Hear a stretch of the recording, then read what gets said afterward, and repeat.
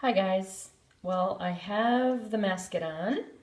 Hopefully you can see that pretty good. Just all the areas where the fence is. And you don't always have to use maskit, but it helps if you want to get good coverage all around it, and you don't want to have to worry about not painting into something like this, like the fence. But I also enjoy watercolor paintings where they don't use any kind of resist or maskit or wax, and they just paint around it. I decided to start by showing you some brushes. We have different sizes of round brush. I have a bunch of round brushes because that's my favorite. Round brushes hold a lot of pigment.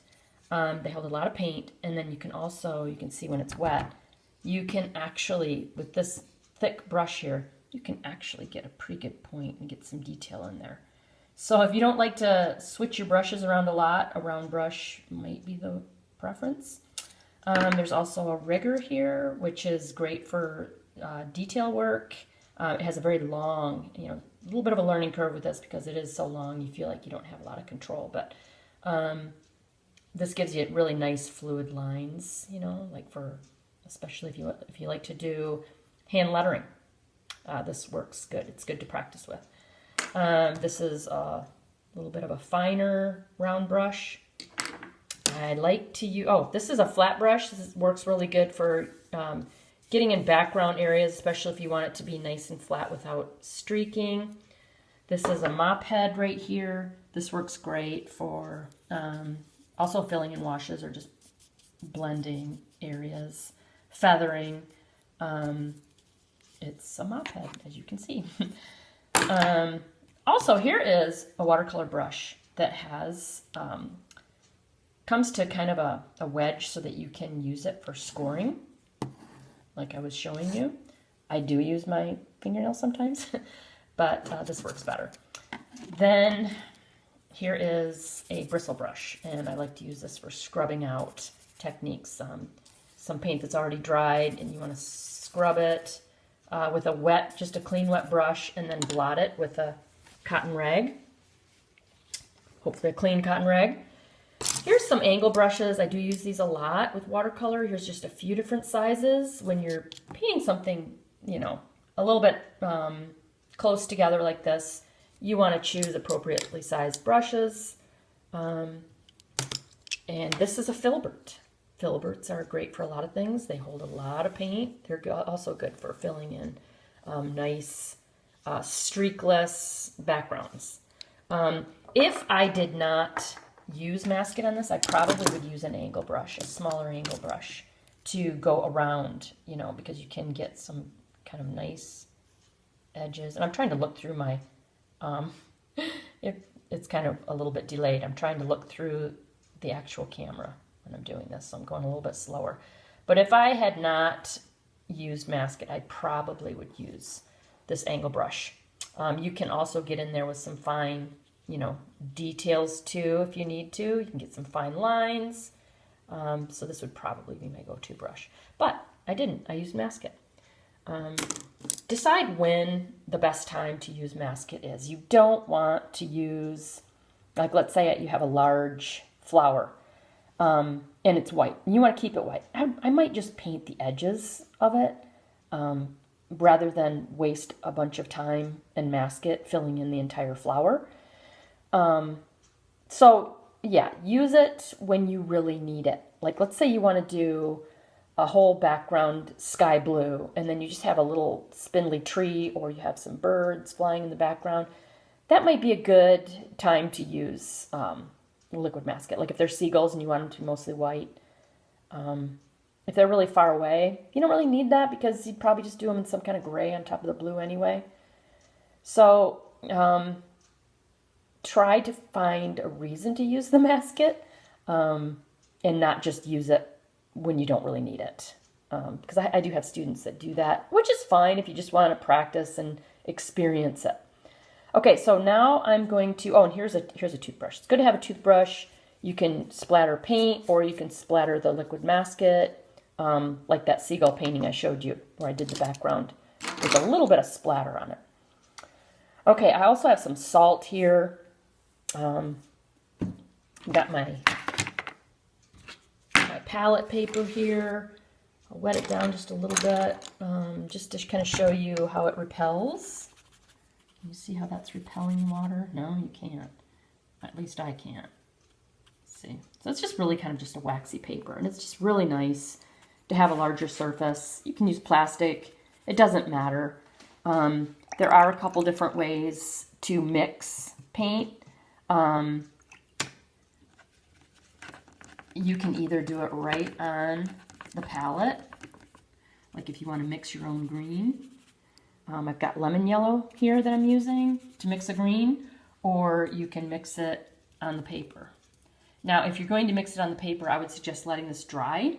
The reason for that is because it has a nice luminescent quality with the different layers. It has a different look to it. So let's say I'm doing kind of, I can actually even do some of this. Let's say I just want to kind of, and this is just like ivy or whatever, and see, I don't have to really be that careful because I've got this all protected. This might just be my first layer of many layers. And I'm looking through the camera now, so it's a little bit weird. Anyway, so I'm going to go ahead and mix this on the palette. I'm going to use, make sure that you use a blue that has a bit of a green tinge to it. I've got an ultramarine blue green shade, and I also have a phthalo blue. Phthalo blue has a little bit of a green shade to it. You don't want to use the ultramarine with a red shade. You can see the difference there. And I keep them separate because, honestly, sometimes I have a difficult time telling which is which. But yes, I am kind of messy. I do as I say and not as I do when it comes to painting, because I'm quite sloppy. You want to always start with your lighter colors first, because you don't want to like start with blue and then go into your yellow and get it dirty right away, right when you're starting your painting. Although you can tell, I have done that. So I tried to clean up that palette a little bit. So you can see this is a way, you can add a little more water if you want to. This is a way to mix it. I'm going to let this dry a little bit better before I go back in. You have to be a little bit patient with watercolors. If you want to do the layering technique, which is beautiful, gives it a very luminescent quality. Mixing it on the palette is fine too, but they look different. You know, you don't get the layering luminescence. Your eyes will see through all the layers and see through to the white paper. Watercolor does not have white paper. I mean, I'm sorry. Watercolor does not have white mixed in with the paint, you know. So it depends on using the white of the paper to kind of mix with the paint. So if you want like a tinted color, you just add more water. So I'm being really loose and kind of painterly here.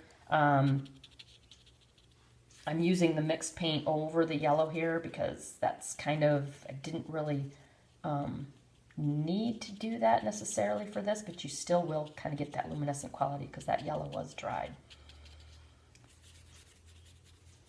Okay, I think this is dry now, so I'm gonna just go over with the blue. Make sure I just have blue on here. You'll be using one of your waters, your 2 water bowls, to kind of mix with your paint, and try to keep the other one relatively clean, because sometimes you do need to just use water, clean water. Okay, so I just have the blue here, and I want to get it thin enough so that it's not going to overpower the yellow. It's just going to kind of mix to make a green. If I wanted a little bit lighter green, I add just a little bit more water to my blue. Water it down a little bit.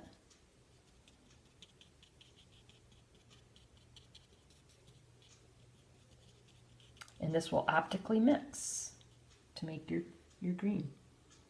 Okay. Now for darker shadow areas, you can just use, especially if you've already painted in there with with green and yellow as your base. You can just go in with the blue. And then if you feel like that's a little bit too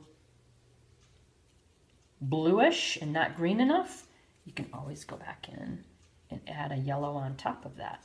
So, you know, with watercolor, you do want to always start out with your lighter colors and go darker. But when you have painted it and you want a little more yellow added to it, once it dries and you can see that it's just not quite the right color, definitely go back in with the yellow. You want to prevent your yellows from getting too muddy though.